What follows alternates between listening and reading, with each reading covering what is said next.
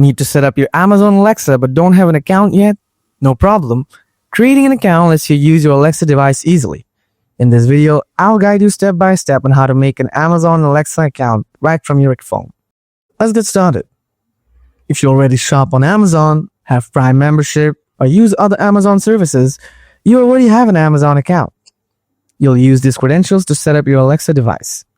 But if you don't have an Amazon account, you'll need to create one. First, install the Amazon Alexa app on your phone.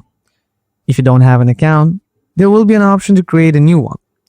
Select Create Account, enter your first and last name, your email, and a unique password.